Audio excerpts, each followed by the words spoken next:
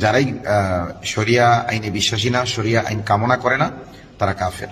দেশজুড়ে সামাজিক যোগাযোগ মাধ্যমে উগ্রপন্থী বার্তা ছড়ানোর জন্য বেশ আলোচনায় ছিলেন আতাউর রহমান বিক্রমপুরী। এবার গাজীপুরের টঙ্গী পূর্ব থানা পুলিশের মাধ্যমে কাশিমপুর কেন্দ্রীয় কারাগারে পাঠানো হলো তাকে। দেয়া হয়েছে 3 মাসের ডিটেনশন। টঙ্গী পূর্ব থানার ভারপ্রাপ্ত কর্মকর্তা জানিয়েছেন, স্বরাষ্ট্র মন্ত্রণালয়ের নির্দেশে ঢাকা মহানগর গোয়েন্দা ডিবি পুলিশই বিক্রমপুরীকে আটক করে থানায় হস্তান্তর করেছে। এরপর প্রয়োজনীয় আইনি প্রক্রিয়া শেষ করে তাকে কাশিমপুর কেন্দ্রীয় কারাগারে পাঠানো হয়। এখন প্রশ্ন হচ্ছে, কে এই আতাউর রহমান বিক্রমপুরী? তার কর্মকাণ্ড সামাজিক যোগাযোগ মাধ্যমে কেন এত বিতর্কিত? আর যে সকল গণতান্ত্রিক ইসলামপন্থী দল রয়েছে তারাও চরম পর্যায়ের পথভ্রষ্ট।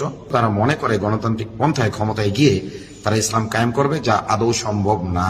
বিক্রমপুরী পরিচিত মূলত নিজের উগ্র বক্তব্য, ফেসবুক ও ওয়াজের মাধ্যমে বিভাজন তৈরি এবং একাধিক মুসলিম ব্যক্তিদের কাফির আখ্যা দিয়ে উত্তেজনা সৃষ্টি করার জন্য। এছাড়া তার পরিচালিত একটি ফেসবুক পেজ অ্যান্টি শাতিম মুভমেন্টে শাতিমের রাসূল হিসেবে কাউকে চিহ্নিত করা গেলে তাকে প্রতিরোধের আহ্বান জানানো একটি পোস্টও দেশজুড়ে ব্যাপক আলোচনা সৃষ্টি করে। দেশের স্থানীয় একাধিক গণমাধ্যমের তথ্য অনুযায়ী 2021 সালে আনসারুল্লাহ বাংলা টিমের সদস্য হিসেবে গ্রেপ্তারও হয়েছিলেন তিনি, যা বাংলাদেশের একটি জঙ্গি সংগঠন হিসেবেই পরিচিত। এছাড়া 5 আগস্ট 2024 সালের গণ অভ্যুত্থানের পর এই আতাউর রহমান বিক্রমপুরী প্রথম আলোর সামনে বিক্ষোভে নেতৃত্ব দিয়েছিলেন।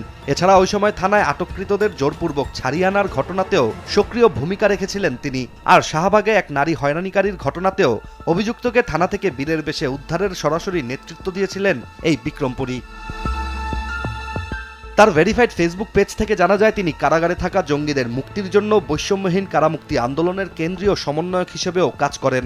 অভিযোগ আছে, 5 আগস্টের পর তার অনুসারীরা কাশিমপুর কারাগারে জঙ্গিদের মুক্ত করার চেষ্টা করত, কর্মকর্তাদের জেরা করত। এদিকে সম্প্রতি ফেসবুকে তার লেখা পোস্টগুলো ব্যাপক বিতর্ক তৈরি করেছে। 22 ডিসেম্বর তিনি এক পোস্টে লিখেন, কালো স্টার জঙ্গি ও স্বৈরাচারের সঙ্গী। এরপর 23 ডিসেম্বর দেশের কয়েকটি শীর্ষস্থানীয় গণমাধ্যমকে উদ্দেশ্য করে লিখেন, ভয় পাওয়া যাবে না, ভয়কে জয় করতে হবে।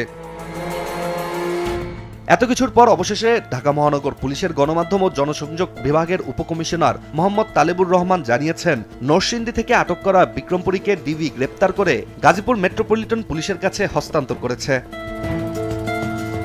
তালেবুর রহমান বলেন, নরসিংদী থেকে আতাউর রহমানকে গ্রেপ্তার করে ডিএমপির গোয়েন্দা শাখা গাজীপুর মহানগর পুলিশের অনুরোধে আতাউর রহমানকে গ্রেপ্তার করে তাকে জিএমপিতে হস্তান্তর করা হয়েছে। তালেবুর রহমান আরো বলেন, আতাউর রহমানের বিষয়ে 3 মাসের ডিটেনশন আদেশ আছে, তাই জিএমপি যে অনুরোধ করেছিল সেই অনুরোধের পরিপ্রেক্ষিতেই তাকে 23 ডিসেম্বর রাতে গ্রেপ্তার করা হয়।